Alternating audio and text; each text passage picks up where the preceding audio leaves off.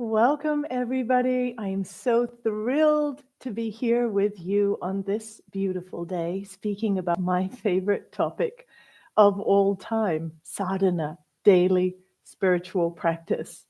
There's nothing more transformative in our life than creating a touchstone moment with ourselves where we take full responsibility for how we're showing up in life. We choose to change our energetic, emotional, and mental state so that we become the creator of our lives. From that space, we have the natural resilience to not be overly influenced by the environment or people around us. We have the touchstone to our own center of consciousness, and we allow that to guide us through our day, intuitively guide us through our day, creatively guide us through our day. And we create the capacity through the activation of our energy, through our self-reflection, self-correction, and through our awareness of the higher power within us. Through all of that, we create the circumstances for really an extraordinary life of freedom and ever increasing sense of fullness, of fulfillment, of contentment, of connection to self-source and others. This is the promise of sadhana. And like everything else, sadhana is a process. We must walk through each moment of the day, cultivating greater and greater awareness, cultivating the capacity to be a light for ourselves and those around us, cultivating the capacity to catch ourselves when we fall off the bandwagon and go through a process of correction. That's part of what I'll be speaking to today.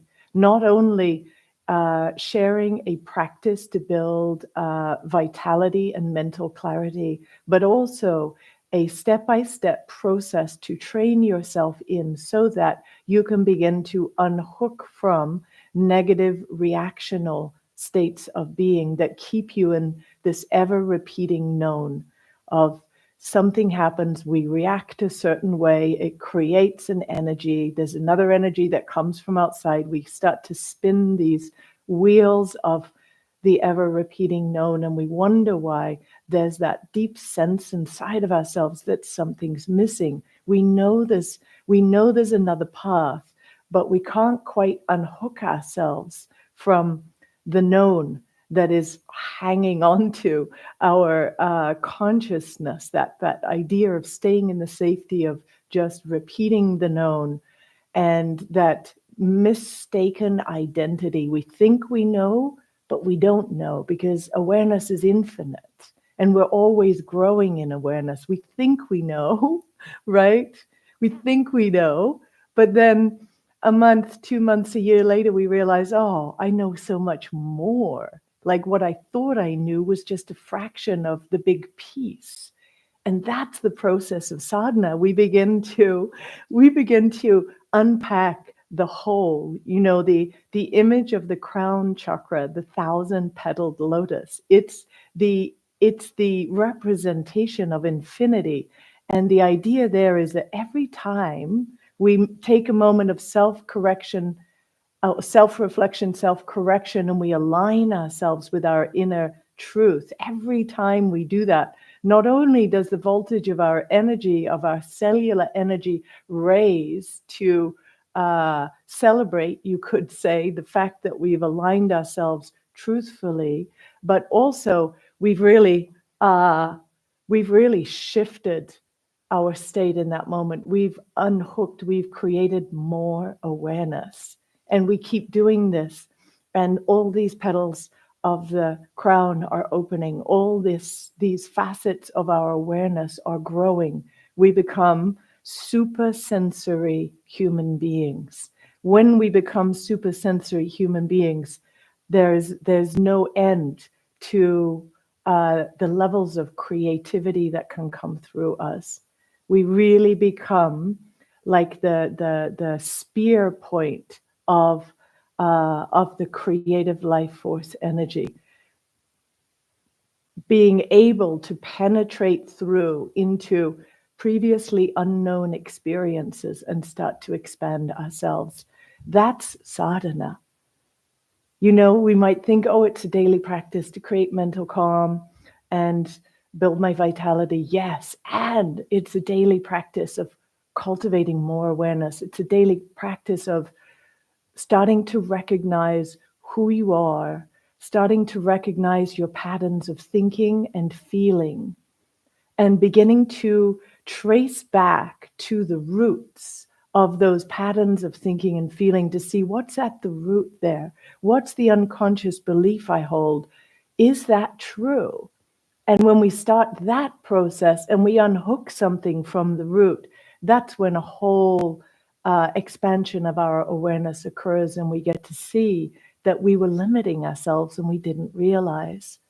This is the process of yoga. It's a process of returning to source. Everything that we need is inside of ourselves. So if we are programmed to search outside of ourselves for the solution to solve the riddle of who we are, then we are going to be forever experiencing that sense of lack. Because whatever we find on the outside, it may temporarily serve the purpose of calming us, of giving us that which we thought we need, but it's going to be fleeting at best.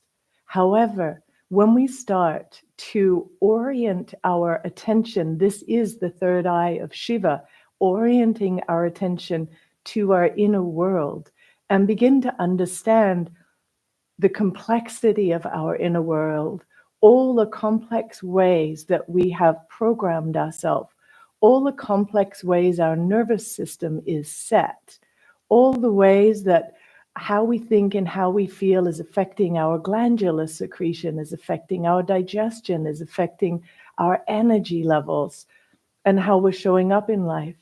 We start to also note the dominant thoughts, the unhelpful, helpful thoughts. We start to slowly unpack it all. No greater task than we can do in this lifetime. And the yogis continuously remind us that we have the tools and the skill to do that. The more we can rely on ourself, on our own self-discipline, on our own self-trust, on our own self-confidence, the deeper we go. The deeper we go, the more we access that place of deep knowing. You know who you are. You know what's the next relevant move. You know when you're being triggered, and you've trained yourself to pause when you're triggered, to breathe, to remember who you are and how you want to be in the world and how you want to react and how you want to extend loving kindness to all, no matter the circumstances. You begin to remember all of this in those moments. And so then you break the cycle of reactivity that you probably inherited, and your parents inherited it, your grandparents inherited it, your great-grandparents inherited it. And finally, it stops with you because you recognize it and you choose differently. The power here is in your choice. When we think we don't have a choice, we feel victimized by life. We feel powerless. When we remember that we always have a choice of how we respond in the moment. And when we recognize that choice and we take it, that's where the self-trust and self-confidence begin to grow. And that's the beginning of true freedom and fulfillment. Enlightenment, you could say, we become lighter. We become clearer. We become more self-reflective in the way of paying attention, but also self-reflective, that radiance of self reflecting out to all around us. There's much less confusion in life when we walk this way because our words and actions are not saying anything that's against our inner being, our inner knowing. there's a coherence there, and that coherence can be felt by everybody around you. So this is what we're working on today, this process of coming home to ourselves, of beginning to dig in and see what is the moment just before reaction. That is the place where we often lose consciousness and end up repeating an old cycle. So taking a moment just to see who all is in the room. Gosh, we've got Sweden, Canada, Toronto, Oregon, Italy, you guys, hi. Lots of you in here. Colleen from Virginia, Michelle from Northern Cal. Welcome, welcome, welcome. Patrick in Durango. So good to see you all here today. All right, I'm just going to keep going because in Alabama, Nadine, I'm so glad to see you here. Ruby from Topanga, my fellow Topangan. Great. Okay, so I wanted to dig in with a couple of questions to you guys first. Okay. Is there a certain way of reacting that you are aware of in your life that you'd like to change? If so, can you share in the chat? What is that? What is that? What is an area that you're looking to change in your life?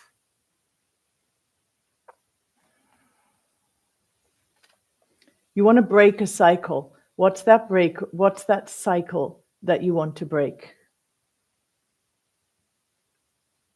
Ooh, anxiety, impatience, distraction, anger, avoiding conflict. Ooh, Amy is a good one. Yes. Emotional eating, hormonal swings, reacting intensely when my son triggers me, rejection, needing or wanting to know the outcome, trauma, getting triggered by my mother's communication style, frustrated, so my voice gets nasty. Oh, you guys, thank you for your honesty. It's so true, isn't it? Judging when I'm scared. Trusting that other people can handle all of me. Trigger of abandonment, fear of unknown, and something not comfortable. Violence with my words. Reactive. Abandoning myself. Oh my goodness, stop judging yourself. Okay, so let's work on these. So a couple of things I'm going to take you through just to write down. If you could, so think of that situation, right? Think of that situation, like think of a concrete situation where that has happened for you. And now think to yourself, if you could respond to this situation in a more graceful way, what would you do? We're going to go deeper, but let's start here. If you could respond to this situation in a more graceful way, what would you do? Oh, Jeff's saying, when I feel reaction while in conversation, to reinforce the gentle ability to be grounded and calm. Oh, I love that. Alexis. So the prompt is, if you just popped on, the prompt is, what is something where you are reactive in your life, a cycle that you would like to change? And then the next question is here, if you could respond to the situation in a more graceful way, what would it look like? So we have lean into more compassion. Look at myself as if I'm my own child. I love that. Stop, get still, and breathe. Yes. Invite God in before speaking. Sacred pause and breathe slowly in my heart when feeling reactive. Oh, you guys are all so there with it. And it isn't interesting, isn't it? We know the answer, and yet often we fall prey to the old trigger because there's an emotional response. And once the emotional response hits, it can feel overwhelming. And what rises up with it is that need to defend or need to protect, need to whatever it is, where we have that moment, need to show somebody we're right, the self-righteousness, all that sort of behavior that rises up with a strong emotion. So if you're feeling that strong emotion, I'd like you to tune in for a moment. And this might include you closing your eyes and going back to, that classic trigger that you have. And just recognizing, okay, in this classic trigger, what is the first sign I get that tells me that I'm getting triggered before, if I'm getting triggered by anger, for example, what's the first sign of that?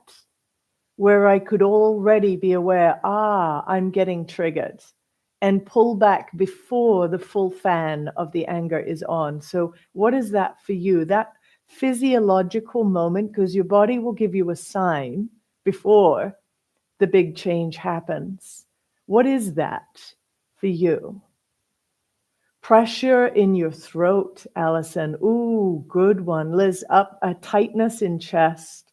Chris, shallow breath. Haney, feeling tight and contracted in body. Nervous system activated, says Karen.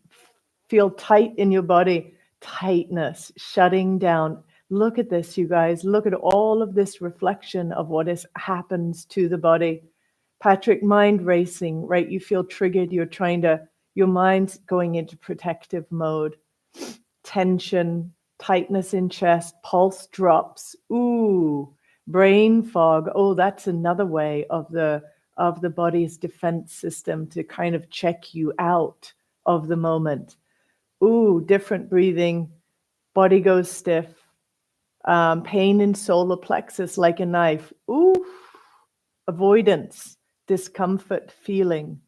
Great. Okay, so these are really good, you guys. So now to bring yourself to that moment when you feel that, and you're about to be triggered, it's remembering, it's remembering that moment, first of all, to ground yourself, feeling your feet, feeling the space around you, remembering who you are before the personality construct takes you over, right? The reactive brain takes you over, just remembering who you are, remembering, okay, I already decided, how do I want to work with this situation? And we'll get to that next. How do I want to work with this situation? And you already shared some pointers there. Oh, I want to be compassionate. I want to take time. I want to remember God. One of you said, whatever your thing is. So just with your eyes closed, take yourself to that moment where you feel that contraction in your body. And then breathe for a moment. Breathe deeply as though you're breathing straight into it. And it's a moment of recognition. It's like you're present with your body. So now it's almost like that inner you, call it the younger you, however you wish, is feeling seen and heard. But there's an adult in the room. There's an adult in the space, and that's you. You're aware, and you're aware of the reactivity, and you're breathing deeply. And you're remembering, I had a plan. I know how I want to respond to this moment. And you keep breathing and you let go all of the ideas of what the other person is going to think or feel, whatever, about what you do. You try to release any of your hooks around that so you can just be authentic to yourself. We lose sight in those inflammatory moments of the greater reality. And we go into fight or flight, and we go into separation mode. So this is about remembering the interconnectedness and breathing and staying present with what is arising. And as we know, emotions only last, a true emotion that doesn't have a mental hook to it will come and go within 90 seconds. So you can pause, you can feel your feet, you can breathe. You can let the reactive emotion cycle through you, be aware of it, and then you can choose to respond in the way that makes sense to you. It could be that you still have to lay a boundary for yourself, but you can do it very kindly and compassionately, which means that the other person doesn't need to react or defend themselves. So that would be stage 2. Meg is saying, being with my reaction helps me choose another response. It's up to me to stay true to myself, not to react to the trigger. Exactly. Meg saying also, remembering I'm more than my reaction. Patty, remember to do something differently. Jump up and down, take amino acids, ice on the hands and face, dance, laugh. Good, Patty. So now you're speaking to, if the chemical of reaction is pulsing through your body. If you, by the time you caught it, like the stress hormones were already flowing through your body. That is when we need to do something to move those stress hormones out. So exactly, is it jumping up and down? Is it to remove yourself from the space? Go run in place, go do an ego eradicator with breath of fire. But for many of us, if we get the legs working and we just, even if we skipped in place, we ran in place for 3 or 4 minutes, it could dispel the charge.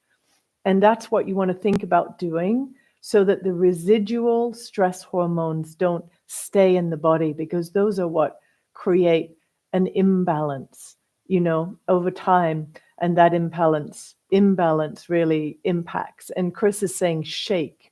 And Marguerite is saying say a mantra. I love this. Absolutely.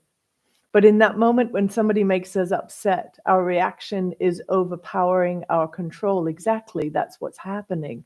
If you then if you still catch yourself, the emotions coming up, you're about to say something, the tapas in that moment, the stepping into the sacred fire in that moment is to take full radical responsibility and not say what you're about to say. Just hold it and see yourself transmuting it, dissolving it, and affirming to yourself, whatever your affirmation is, I am whole, I am complete, I am safe, I am connected, I am loving, I am love. All the things that your reactivity is sort of the antithesis of in many ways, to actually pull yourself back and come into that self. This has been one of the most powerful tools for me, because when triggered, I get a fire in my belly and it rages up. And if I can sit in that and just know, wow, I'm triggered and be aware, I really want to lash out, I want to hurt, I want to, whatever it is I want to do, and just be in that and allow my whole body to feel like a vehicle of transmutation. I'm transmuting, I'm transforming, I'm releasing this. I will not speak until I'm calm. Like that kind of response in those situations can be really helpful. So, Haney, setting boundaries in a gentle way. You could, if you're triggered, it might depend on your trigger, but just a boundary would be, I don't feel ready to speak about this right now. I really appreciate how angry you are. If you can just reflect to somebody what you're experiencing from them, I appreciate that you're feeling very angry, or in whatever way you can acknowledge their feelings too, so they can create a sense of completion, and then say, I just need to step back for a moment and reground myself. Can we have this conversation later at blah, blah time, whatever it is? So allowing yourself to set a boundary and then pull back until you feel ready. That's about taking a boundary, taking a step towards a clear boundary, but it's lovingly placed. You're acknowledging that somebody else is triggered. And you might even acknowledge, I couldn't see why you could be really triggered right now. I appreciate how intense that must feel. And I'm feeling it also, and I need to just take a moment to step away. That's an idea. Others of you might have some good ways to set a good, clean boundary here you'd like to say. Veronica is saying, I think it's our egos, like we have to react and we don't feel like we have a voice. Exactly. And that's remembering that you do have a voice. But it's the child in you that didn't get heard, that didn't get seen, that didn't feel appreciated or loved, that feels the need to defend. When you're comfortable in yourself, you don't feel the need to defend yourself anymore because you are connected to yourself. So you can allow someone else to express their feelings without defending, making them wrong, so that their feelings can have a complete cycle and have a closure to them. They feel seen and heard. It can help that closure. If you have developed your capacity to see and hear yourself, to have faith in yourself, to pause in those moments, not react, you'll be able to help facilitate a non-reactive healing communication versus an old reactive style communication. Now she's saying, my kids always know when mom sings or hums during a confrontation, she is mad, and calming herself down. Oh, I love that. There you go. You have a self-soothing mechanism so that rather than respond from anger, you can respond later from a more measured place. Much less harm involved in that, right? Because inflamed by anger, the ego desires to inflict the kind of pain that it feels it's experiencing, right? And if we can refrain from that, we are truly embodying ahimsa, the nonviolence. We're truly embodying reverence for all of life and reverence for the moment. I love that.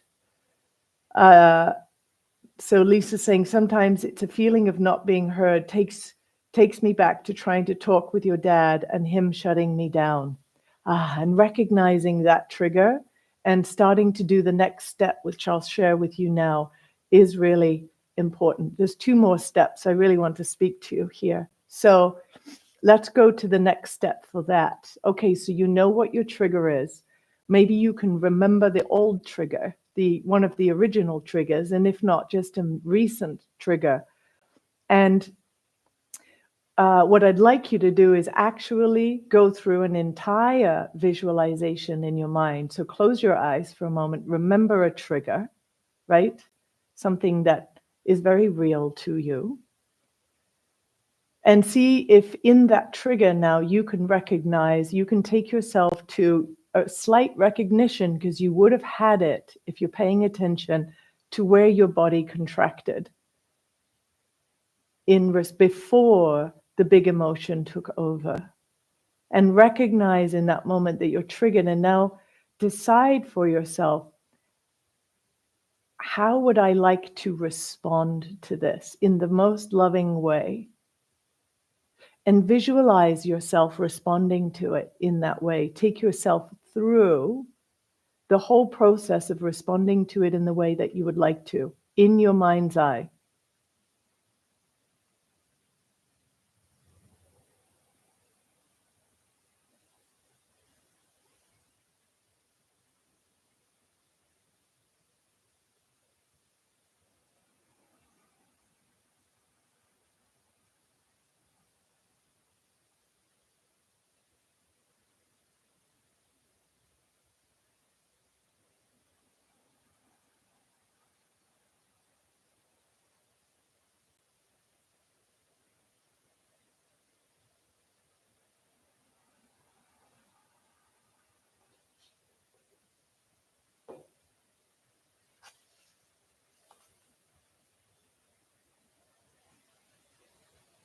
Okay, good. So if you've done that, you've created a visual image of what you would like to do.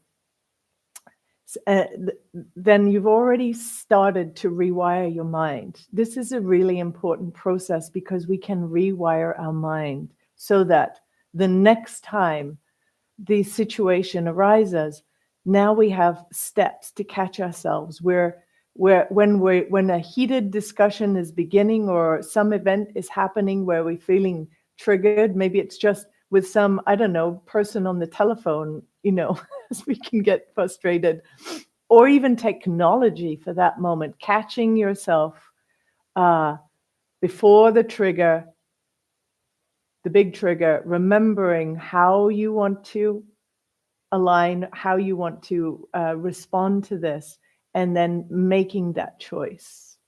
And if you don't catch yourself until after the fact, you've still caught yourself after the fact. And now, very important, as soon as you catch yourself stepping out and reacting, we have to own it. If you've reacted, you missed the signs, or you unconsciously chose not to follow the signs, now the very first thing you do is to have to own it. Wow, I'm so sorry I reacted in that way. What I really meant to say was blah, blah, blah, blah. So own it immediately. Dispel, is that the right word? Discharge the situation. Pull back, right? And then harmonize yourself from that place, and then let it go. I'll do better next time. Don't drag it around. Especially if you own it right away, you make your apologies. Even if the other person was the instigator, it just doesn't matter. You're not giving anything away if you feel stable and confident in yourself. You're only giving something away when you say something to try to manipulate the other person. Then you're putting yourself in a more vulnerable position.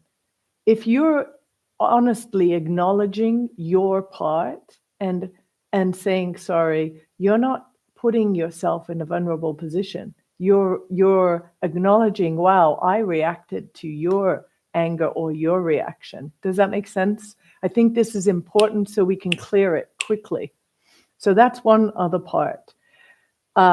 And then again, I'll do better next time. Go back again, do the visualization all the way through. You have to keep wiring your mind to the way that you want to be in life.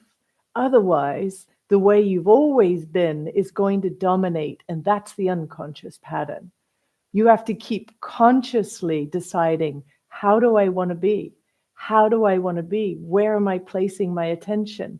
Constantly, it's just like you do in meditation. You're continuously remembering, where do I want to place my attention?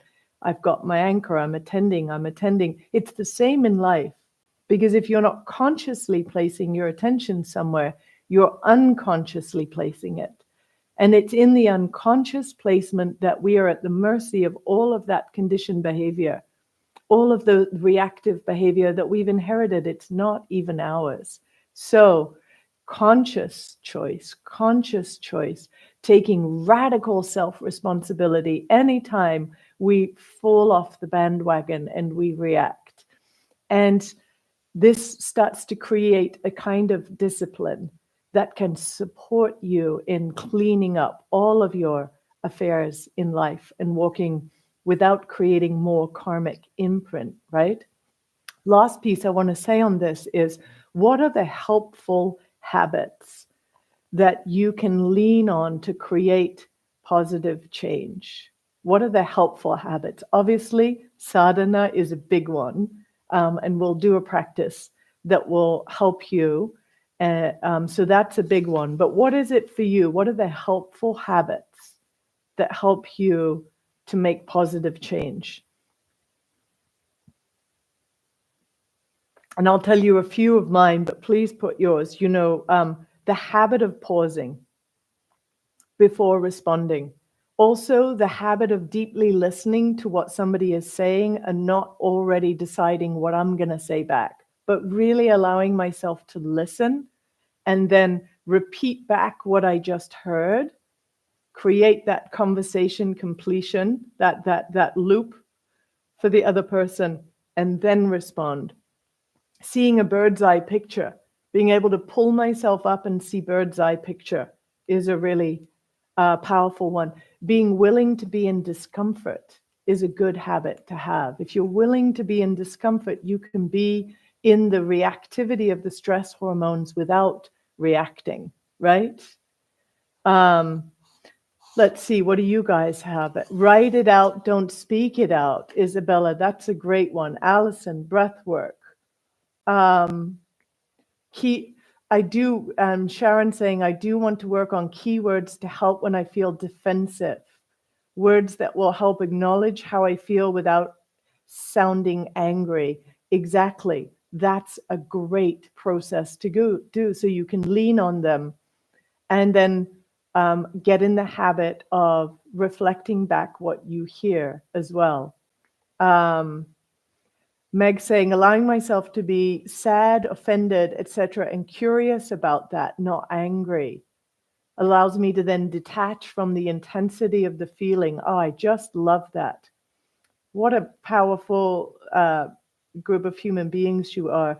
Non-judgment of myself and others. Anne says, staying embodied, curious. There's another one saying curious and willing to let go. Yes. Patty, practice, practice, practice. Catch myself, catch my thoughts and not react to them. Yes. Pausing, Donna. Yes. Practice movements daily, being in nature and forest walks. Yes, actually, exactly, because that's a way that we get to process out any of the remaining of the stress hormones or the kinds of emotions that are festering, the kind of ones like the passive aggression, the judgments, the resentments, those, to be able to walk those out, release them, really decide, is if something is bothering us, is there a step I need to make, or can I just let this go? And then when you make a decision to let it go, be firm in that decision. I'm not going to give that train of thought any more attention. I'm not allowing it any more attention. Those are good tools. So good.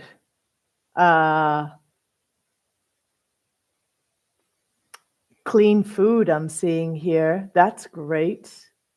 See the other person beyond your mind's eye, Ignacia. That's great. And sometimes if I'm particularly challenged, I might just see the person as their younger self. That can really help discharge whatever story I have going on. Ask questions to understand better the other person or situation. Yes, because often somebody else is coming at us with anger or frustration because they're not feeling heard. They're feeling caught in their own internal monologue. And if we can actually just listen and they can feel heard, the discharge can happen. And it's a powerful thing. And ask, how can I bring loving kindness, or how can I bring kindness now? I love that. I love that. And yes, these are all opportunities to grow, aren't they? And there's nothing like relationship to bring these kinds of triggers to the foreground. And there's nothing like sadhana and this process of self-reflection to begin to clean up our act. So we walk through life more skillfully. And remember, from the yogic perspective, our intention in this life is to be able to walk with such clarity, with such wholeness in every step, that we are not creating any more karmic ripples, that we're actually stepping out of the frequency that the karma is holding us in, and we are taking a liberating action. Anytime we respond from centeredness, from presence, from kindness, we are taking a step towards liberation for ourselves, and we're mirroring that for those around us. Anytime we react, we are further strengthening that karmic, what we call the vritti samskara chakra, this karmic wheel. So focus on getting ourselves into a state of wholeness and then stepping forward from there. So just a little reiteration before we do this practice on the different steps here.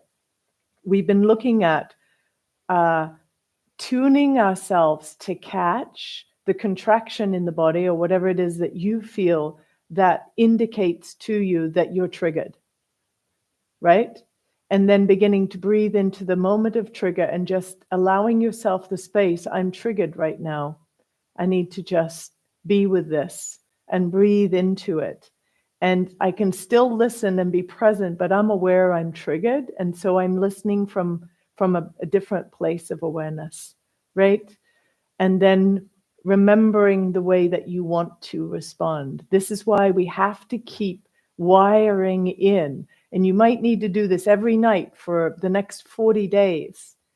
Before you go to bed, wire in. Remember how you want to respond in any stressful situation and just start to wire it so that by the time a trigger comes around, you're already understanding exactly who you are and how you want to respond to that. So catching that moment.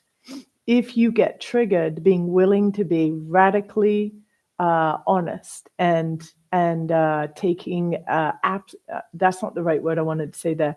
Remembering to be to take personal responsibility for what you might have just splattered out unconsciously, and then doing the work to shift your chemistry, rewire your brain, visualize how you wanted it to work out, come back to center. And if you are practicing your sadhana every day, so you are going through the process of setting your energetic field, stimulating your navel, opening up your heart, connecting to your mind, the higher mind, not all of the analytical layers of the acquired mind, the conditioned mind, but you're connecting to that sense of who you are.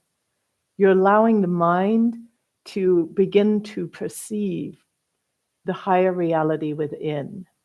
That, when you start that process and your mind, rather than turning out and engaging in your egoic identity, is beginning to tune to who you are on the deepest level.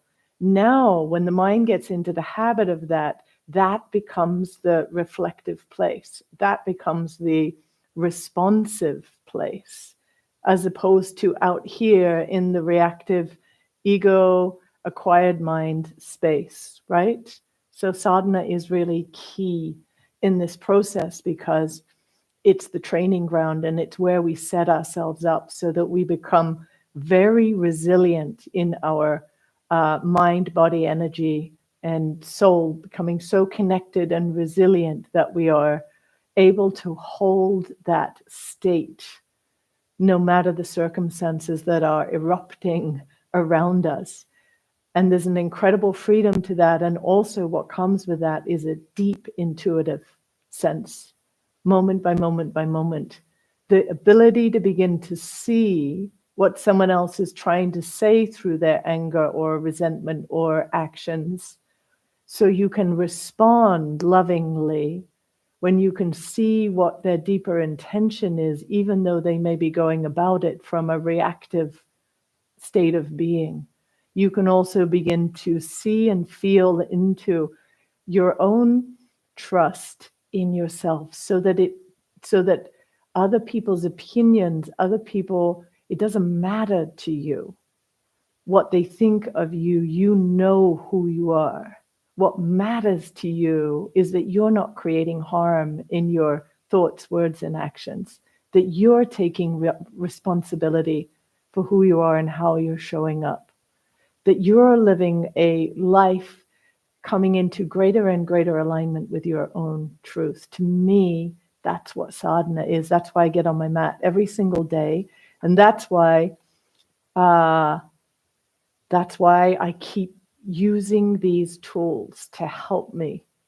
And I can only just say that it has transformed my life from being somebody who used to avoid confrontation, who used to be passive aggressive if somebody was being aggressive with me, who used to isolate and just close down if confronted by something that was uncomfortable for me because I didn't know how to deal with the discomfort, to being somebody who's really willing to stand in the discomfort and be in the fire of the internal self and just stay calm, stay present, this too shall pass.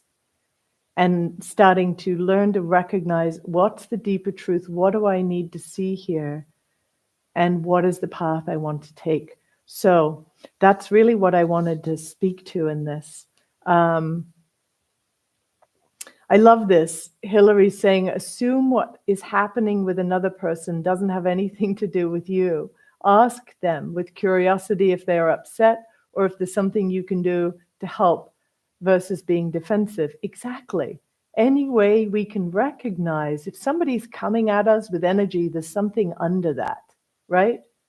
And they're in their unconscious state as they're rattling off to you. So here's a good sadhana, Sabrina, that we'll do right now. Okay, so I'm going to get myself back on the mat there. I actually recommend you do the same. You can do this on a chair mostly, but there's actually a couple of things that I wanted to do that would involve the mat. And most importantly, it's going to take us 10 minutes over our time, just letting you know now. If things were time sensitive for you, you can pop back to this part. But I believe we need to connect to our navel point every single day. So I wanted to add just a couple of moves in here that help us to connect to our navel point. Okay, so and then we'll go into this Kriya for building physical health and mental clarity.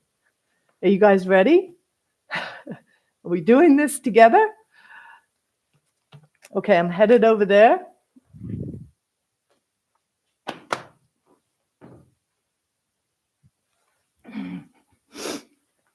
Ah, wonderful. Let's come sitting up wherever we find ourselves on our mat and just take a moment of deep gratitude. Wow. Wow. Grateful for this moment to reset, reframe, energize.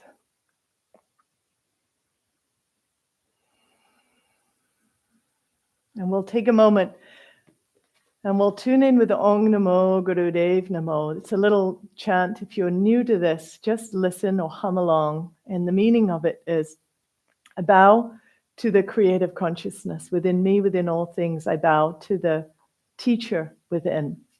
Again, just hum along if you're new to it. It's fine. Inhaling. Om Namo Gurudev Namo. Om Namo Gurudev Namo. Om Namo Gurudev Namo. Inhaling. And exhale. Wonderful. Come straight on around all fours. I love doing cat-cows and just opening up the spine. So hands just in front of your shoulders. Sorry, yes, hands in front of your shoulders, knees under your hips. Inhale, arch. Exhale, round. Move at your pace. I like to move a little more quickly, sniffing the breath in and out.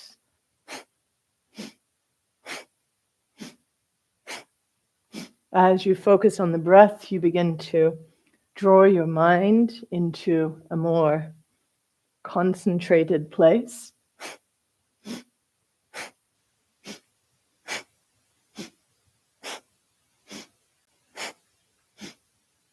Energizing your whole spine here.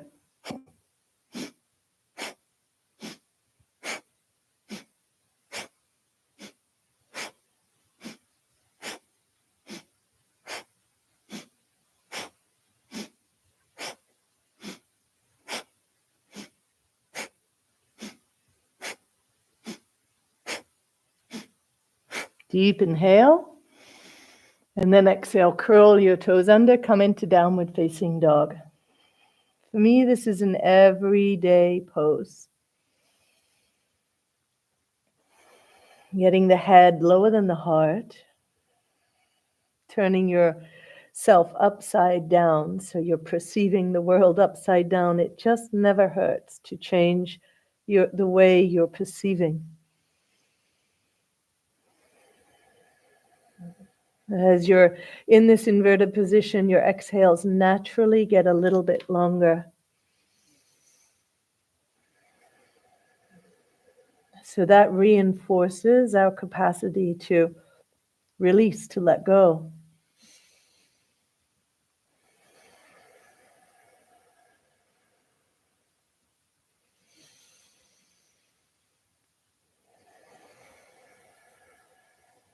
Right foot forward, left knee down, inhale.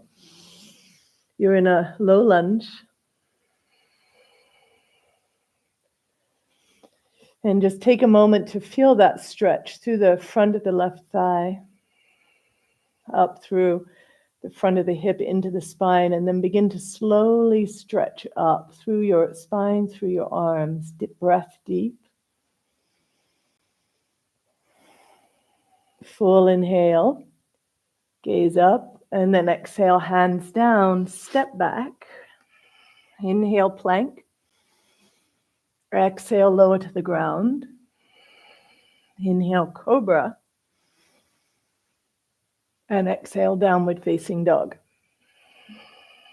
Deep inhale. Full exhale. Left foot forwards, right knee down. Inhale, sweep your arms up. I like to hook my thumbs here. Exhale, lunging in. And then tuning into that feeling of the stretch through the front of the right hip and lifting up through the arms, through the spine. Full inhale, stretch. And then exhale, hands down, stepped plank. You can have your knees on the ground if you like. Inhale. Exhale, lower to the ground. Inhale, cobra. Lift through your spine, your chest. And then downward facing dog. Wonderful. You've already opened up and released tension from some of the major areas of the body, created more space. Contracted energy leads to contracted thinking and feeling. The more we're consciously moving, breathing, the less likely we are to get caught in these old, outmoded ways of thinking. Now, look forward between your hands and hop through to a seated pose. Come lying down onto your back, and we're just going to work the navel a little bit, okay? Nice and easy does it, but effective. Inhaling and exhaling, pistoning your legs.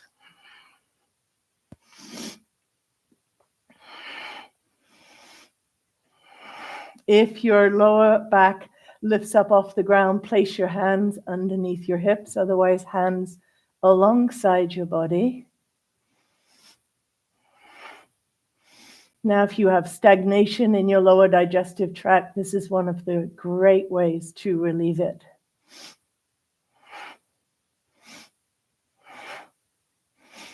Gently sniffing the breath in and out.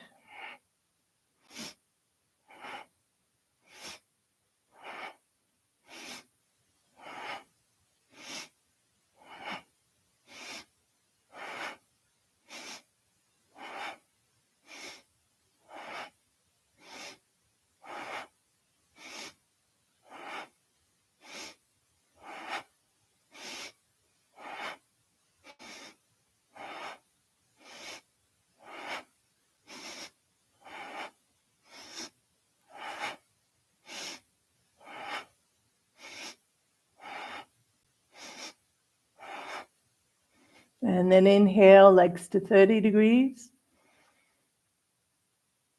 And exhale, hug your knees into your chest.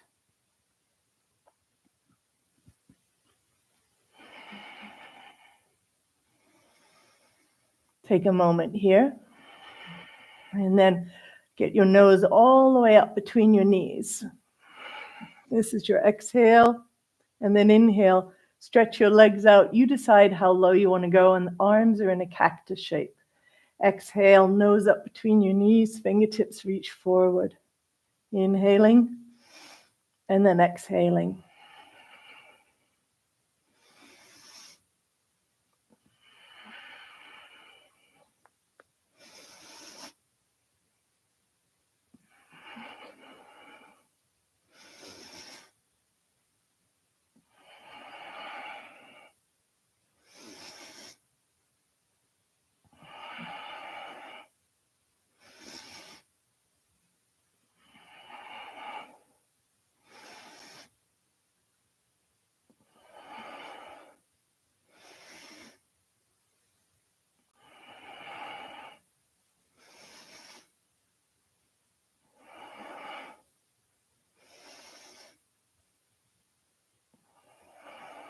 Good, and then stay in the little nose between your knees position. You could bring your hands behind your head, and we'll do 1 minute with breath of fire, where you're pulling the navel in strongly for your exhale. And then equal inhale.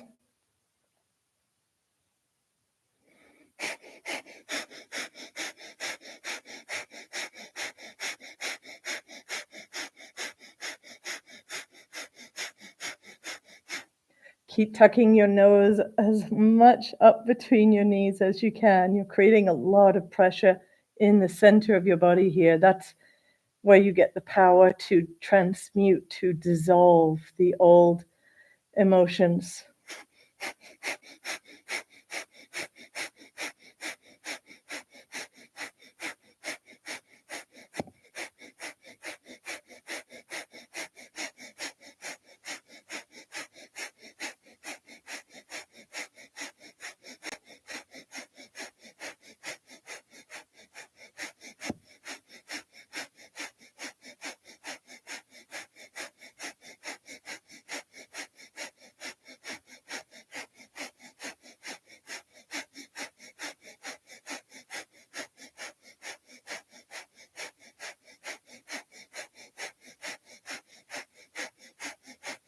Deep inhale. Hug your nose up between your knees. Hold. Exhale, relax, feet on the ground. Take a deep inhale. And exhale. And then hug your knees up and roll on up to a seated pose. Wonderful. I'm going to come a little bit closer so that you can see me clearly here and what I'm doing with my arms, which is the important next step.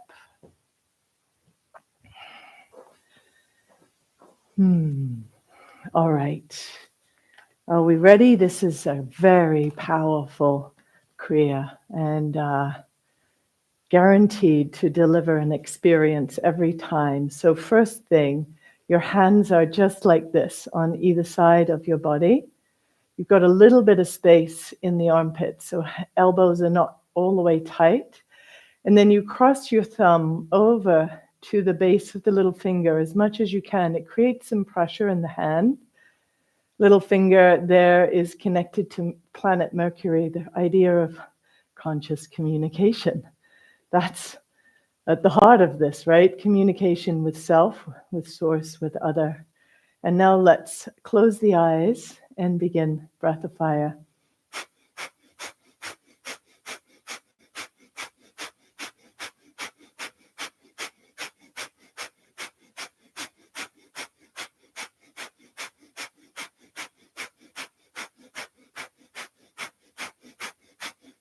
Chin slightly in, chest lifting, stretching your shoulder blades back slightly so that they almost touch.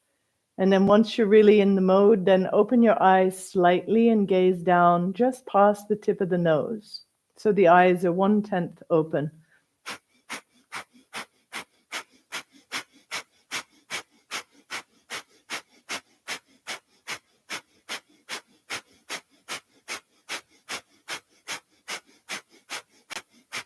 The most important thing we can do every day is move our navel point, stimulate the nerve ganglia right there in your gut brain, the enteric nervous system, sending a ripple of prana through your whole body.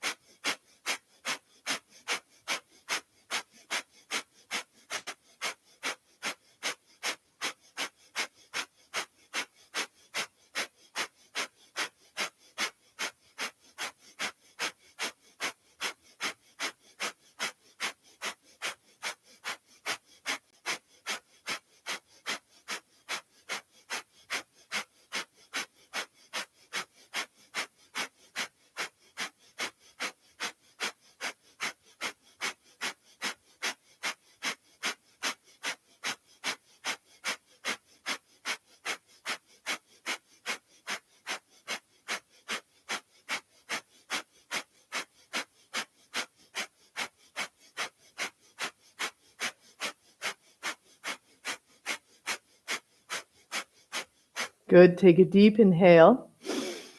Pause your breath. Lift from the pelvic floor muscles. So hug your buttocks toward one another, your sit bones, lift your lower belly. Close your eyes and focus up at your third eye.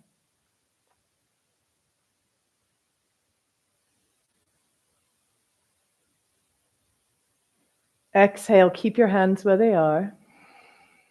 Deep inhale. Squeeze from the pelvic floor like you're hugging all the muscles in towards the center of your body.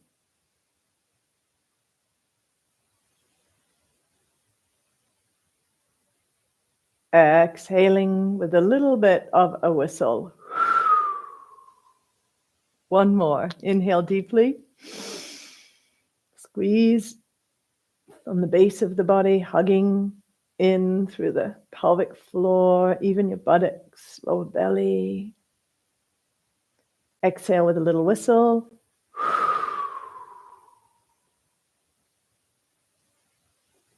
Good. And then staying where you are with your hands where they are, but now stretch your thumbs out from the hands, fingers together. Grounding through your sit bones. Just feeling the effects of that breath.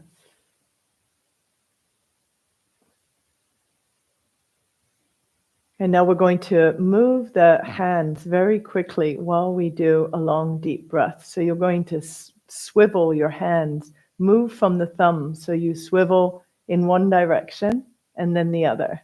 One and then the other, but really quickly. Swiveling the hands, eyes at your tip of the nose or just beyond. And do a long, deep breath here. But keep moving those hands as quickly as you can.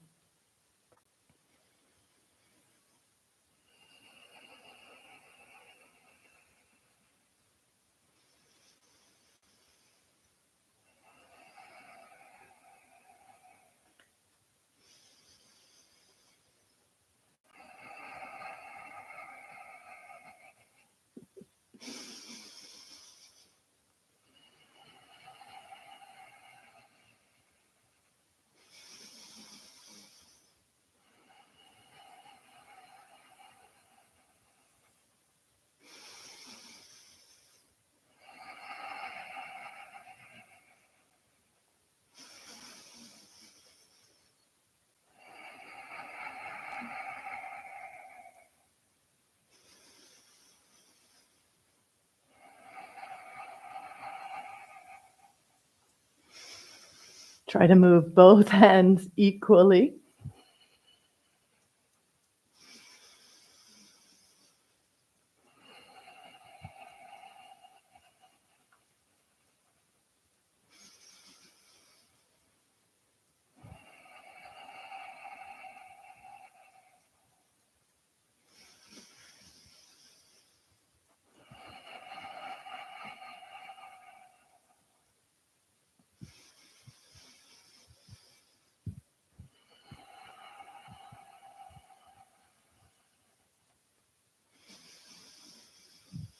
Just one more minute to go. Nice and fast. Stay with it, like you're really cleansing yourself with this movement.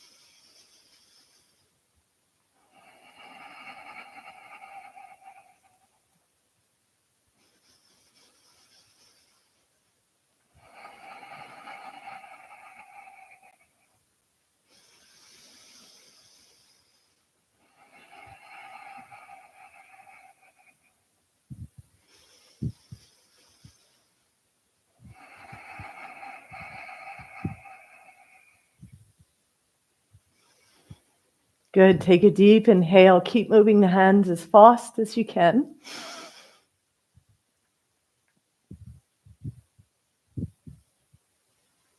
And exhale. Again, deep inhale. Move your hands as fast as you can as you hold the breath.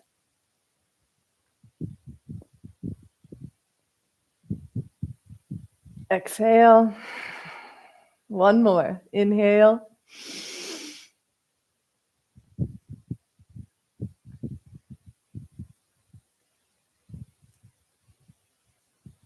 Exhale. And release your hands down, palms up. Just take a moment, grounding yourself through your sit bones. Tuning to the vibration of energy, opening and expanding through your body. Sensing the luminosity of your inner being, presence of light.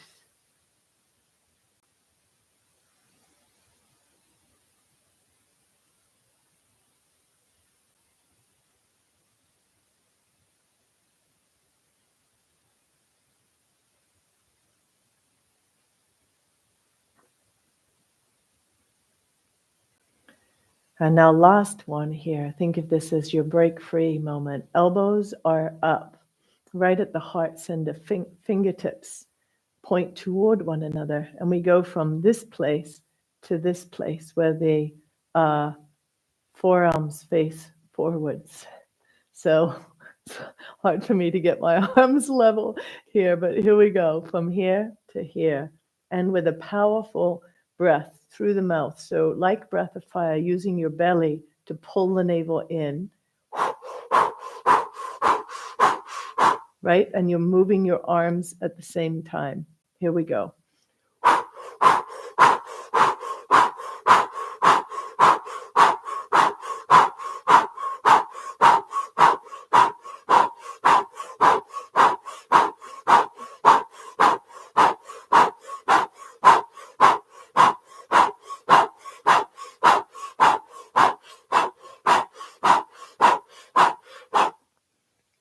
You might hit a whole bunch of resistance quite quickly.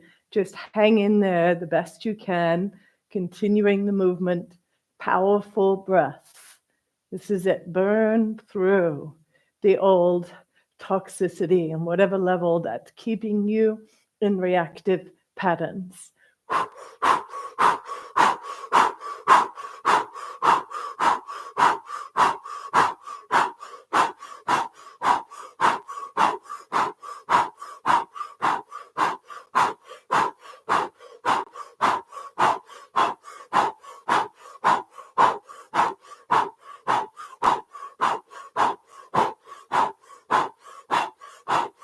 Eyes still at the tip of the nose, looking slightly down.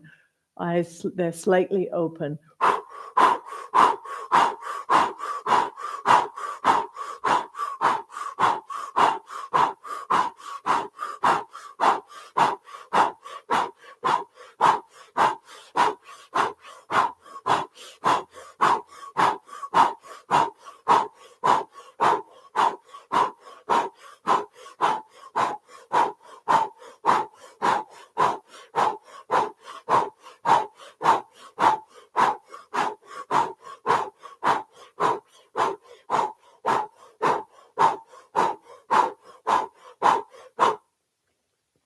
One more minute. Powerful breath. Here we go. As you do this, start to tune into that sense of internal power, breaking free, awakening a deeper level of power, presence, love, awareness within you.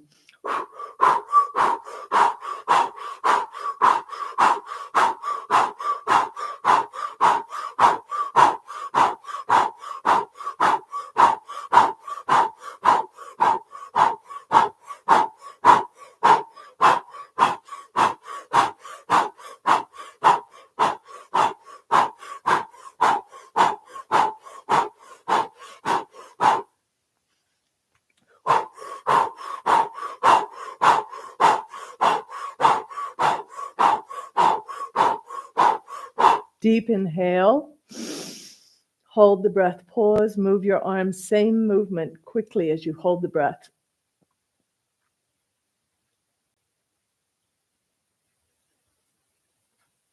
Exhale. Cannon breath out. Deep inhale. Here we go. Hold the breath. Move the arms quickly.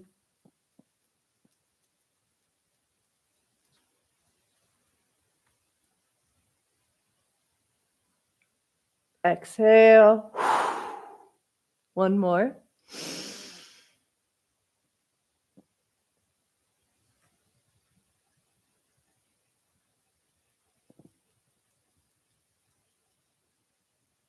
Exhale.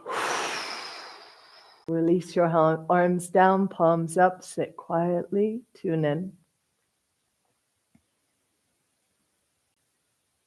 Breathing deeply, consciously.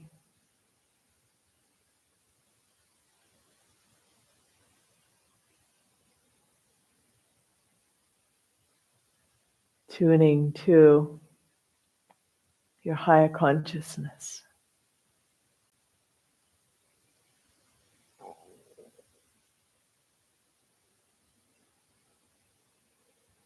And again, can you sense this presence of light within you?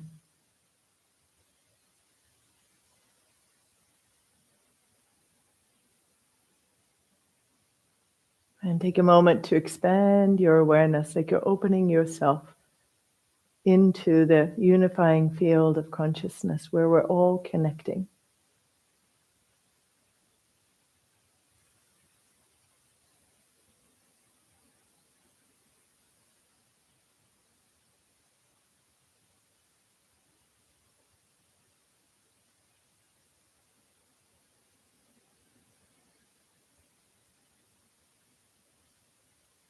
Opening ourselves to guidance from within.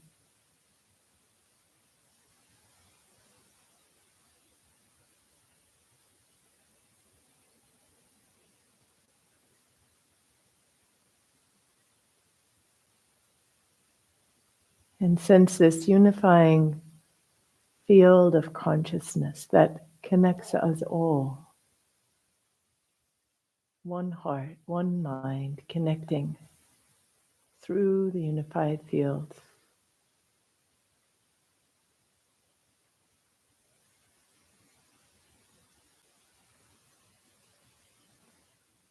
Recognizing all souls coming from the one creative consciousness.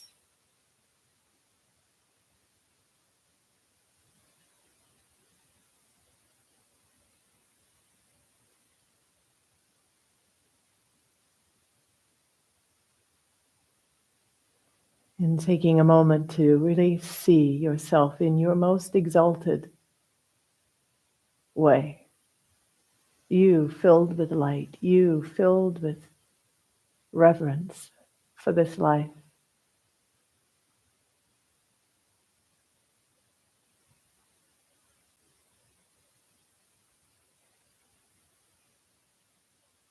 You with the capacity to extend loving kindness to all those around you.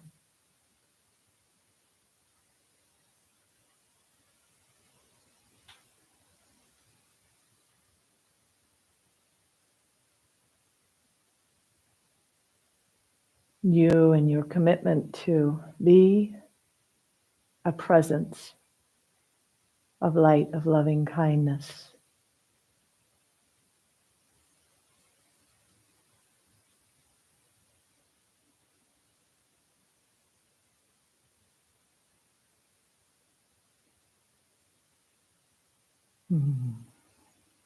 Beautiful. And bring your hands to your heart. We'll close with a little Satnam. Sat, truth, Nam, identity. We're sharing this subtle space of truth together, this recognition of the complexity of the human soul, human being, conditioning, and then a mutual recognition of the light that serves us all, the consciousness that serves us all, the truth that reverberates to us, through us, about what we're capable of, just how much we can love, how much we can expand ourselves out of the conditioning of the past and liberate ourselves, liberate our ancestors and all those who will come after us. Inhaling. Satnam.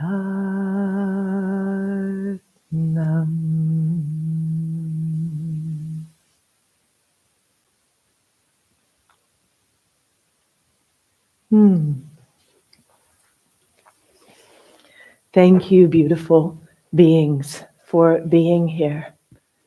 Thank you for your commitment to yourself, to living as an example of truth, of love. Thank you for your commitment to sadhana. I highly, highly, highly recommend you keep diving into your daily practice. Do this every day for 40 days or 90 days. Take deep times of immersive sadhana to truly up-level yourself. That's one of the other extraordinary tools. Take a long weekend, do practice after practice after practice, up-level yourself.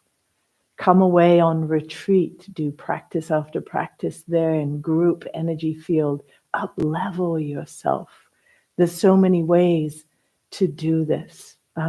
So make a habit of it. Practice every day, touching into your own inner divinity every day, and then taking extended times of deep sadhana where you get to work through an up level, have like a quantum shift.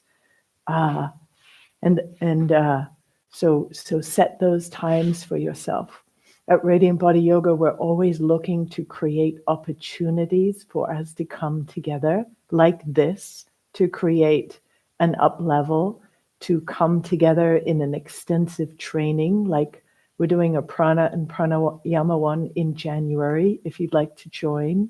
It's a 60-hour, basically 2 weekends, 2 full weekends and 60 hours worth of content about prana and pranayama. They're live online weekends, so you can come join us and immerse yourself in that way and have a huge up level, which always happens when we do something like that. Learn all about pranayama and prana.